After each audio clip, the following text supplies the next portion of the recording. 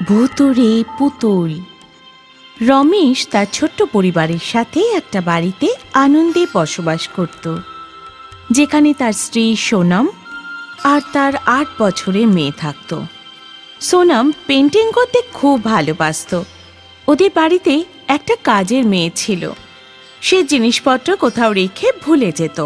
সে খুব অলসও ছিল, খুবই ধীরে ধীরে কাজ করত আর সব সময় আনমনে বসে থাকত। নিজের ঘরে দরজা বন্ধ করে একা থাকতেই পছন্দ করত। তার কাজে মনোযোগ না থাকায় সে কখনো দুধ উতলে ফেলে দিত, আবার কখনো সবজি পুড়িয়ে ফেলত। সোনাম ওর এইরকম ভুলের জন্য খুব সমস্যায় পড়ে গেছিল।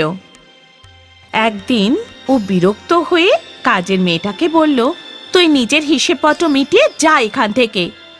কাজের মেয়েটা সোনামের সামনে হাত জোড় করে বলল, ক্ষমা করে দিন আমাকে, আর কোনোদিন এরকম করব না।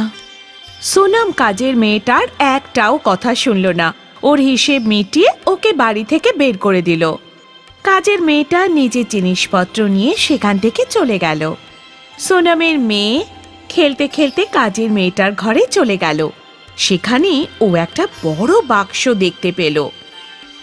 সোনামের মেয়ে ওই বাক্সটা খুলে দেখল ওটায় একটা খুব সুন্দর পুতুল রাখা আছে।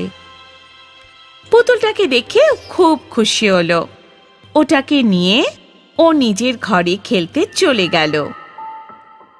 তখনই সোনাম ওর ঘরে এসে ওকে বলল, সোনা, এই পুতুলটা তোমাকে কে দিল? ও উত্তর দিল, মা, এটা আমি আন্টির ঘরে পেয়েছি। সোনাম ওকে বলল, অন্যের জিনিসে না বলে হাত দিতে নেই বাবু, ওটাকে ওখানেই রেখে দাও। রিয়া কাঁদতে শুরু করে দিল। তারপর বলল, না মা, আমি দেব না। এই পুতুলটা আমার খুব পছন্দ, আমি এটা আমার কাছে রেখে দেব, প্লিজ মা। সোনাম নিজের মেয়ের জেদের কাছে হার মেনে নিল আর বলল, ঠিক আছে, এটা তোমার কাছেই রাখো। ততক্ষণে রমেশ অফিস থেকে বাড়ি ফিরে এসে সোনামকে বলল, কেমন ছিল আজকের দিন? সোনাম বলল, আমি আজকে কাজের মেয়েটাকে তাড়িয়ে দিয়েছি। ও খুব ক্ষতি করে দিচ্ছিল, সব সময় চুপচাপ বসে থাকতো। রমেশ বলল, ঠিক আছে, ওর সমস্ত কিছু ছাড়ো, কিন্তু আমাদের গুড়িয়াটা কোথায় গেল? সোনাম বলল, ওর নতুন পুতুলের সাথে খেলছে। রমেশ জিজ্ঞাসা করল, নতুন পুতুল?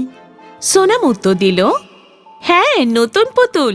ওটা কাজের মেয়েটার ঘরে পেয়েছে। কি জানি, আমার ওই পুতুলটা খুব অদ্ভুত লাগলো। রাত্রে সোনাম আর রমেশের মেয়ে ঘুমোচ্ছিল। সোনামের ঘুম হঠাৎ করে ভেঙে গেল। সে উঠে জল খেতে কিচেনে গেল, আর তখনই একটা ছায়া হঠাৎ তার পেছন দিয়ে চলে গেল। ও খুব ভয় পেয়ে গেল। তারপর নিজের মেয়ের ঘরে গিয়ে দেখল ওর মেয়ে ঘুমোচ্ছে। পরের দিন সকালে সে মেয়েকে জিজ্ঞাসা করল, সোনা, তুমি কাল রাতে নিজের ঘর থেকে বেরিয়েছিলে নাকি? রিয়া উত্তর দিল, না মা, আমি তো বেরোইনি, আমার পুতুলটা বাইরে ঘুরতে গেছিল মনে হয়। সোনাম আর রমেশ কথাটা বিশেষ গুরুত্ব দিল না। রমেশ জলখাবার খেয়ে অফিসে চলে গেল।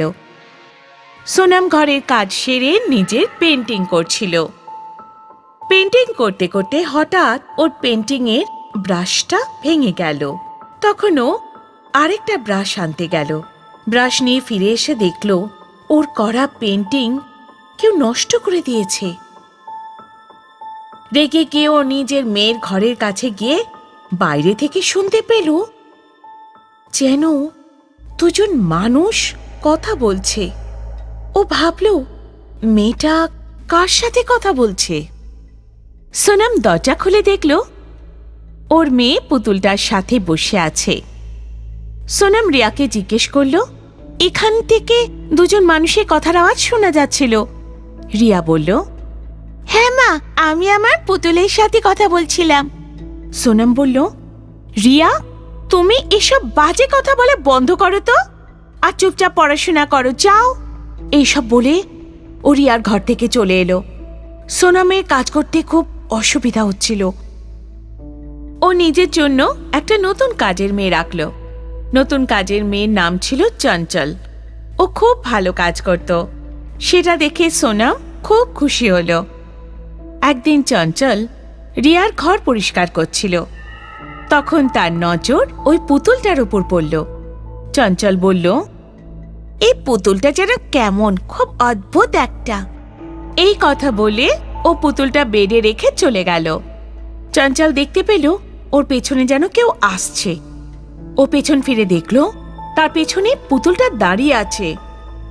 পুতুলটার মুখটা হঠাৎ লাল টকটকে হয়ে গেছে। চঞ্চল ওটা দেখে খুব ভয় পেয়ে চেঁচাতে শুরু করলো, কিন্তু ওর আওয়াজ কারোর কাছে পৌঁছতে দিল না পুতুলটা। ও যখন পালাতে গেল তখন পুতুলটা ওকে ধাক্কা দিয়ে ফেলে দিল। চঞ্চল পড়ে গিয়ে মাথায় চোট পেয়ে অজ্ঞান হয়ে গেল। ওভাবেই ও পড়ে রইল।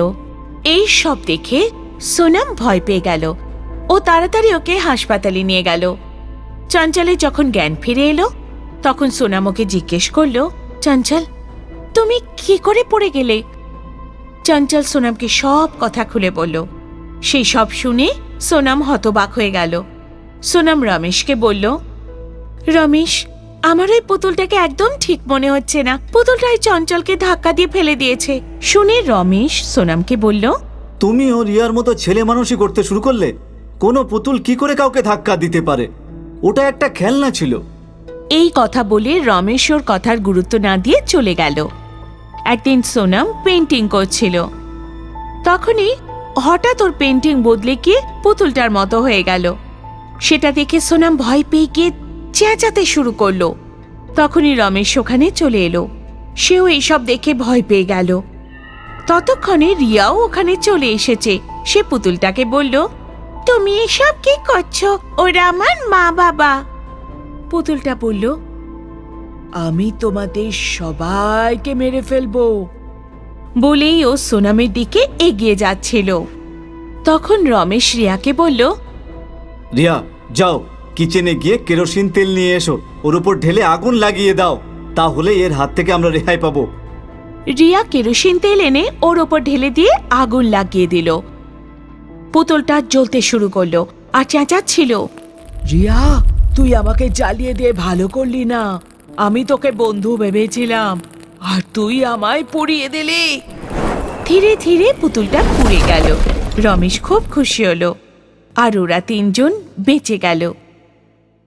তাহলে বন্ধুরা, এরকম গল্প দেখতে হলে আমাদের চ্যানেলকে সাবস্ক্রাইব করুন আর বেল আইকন প্রেস করুন, যাতে আপনার কোনো গল্প মিস না হয়। আবার গল্পে দেখা হবে। Bye bye.